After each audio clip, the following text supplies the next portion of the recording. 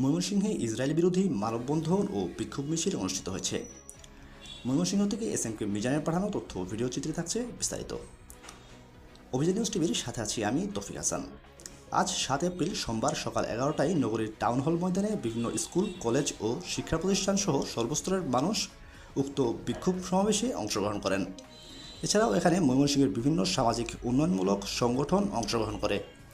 উপস্থিত সমাবেশে প্রথমে বিভিন্ন সংগঠনের শীর্ষস্থানীয় নেতৃবৃন্দগণ বক্তব্য প্রদান করেন ইসরায়েলের বিরুদ্ধে এবং বিশ্ব মুসলিমকে এক হতে আহ্বান জানান। ইসরায়েলি পণ্য বয়কট ও বিক্রি নিষিদ্ধ করতে আহ্বান জানান। তারপর নগরীর বড় মসজিদ এলাকা ও গাঙ্গিনাপাড় সহ প্রধান রাস্তায় বিক্ষোভ মিছিল অনুষ্ঠিত হয় এবং এই কার্যক্রম চলমান থাকবে বলে জানান সমাবেশে অংশগ্রহণকারী জনতা। এবং চূড়ান্ত বিজয় আল্লাহর পক্ষ থেকে, আল্লাহর রাসূলের হয়েছিল, মুসলমানের হয়েছিল। সবাই খালি ভাই।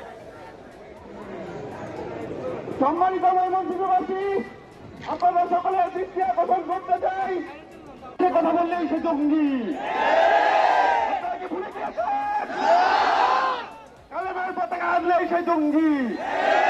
এখন পর্যন্ত আমাদের পূর্ববর্তী এক ভাই বলে গিয়েছেন, এখনো তাদের কিছু দালাল মুক্তমন্ডে পরাজিত হয় না, মুক্তমন্ডে পরাজিত হতে পারে না, মুক্তমন্ডে পরাজিত যাবে না, কিন্তু ইসরায়েলের মানচিত্র এই পৃথিবীতে থাকবে।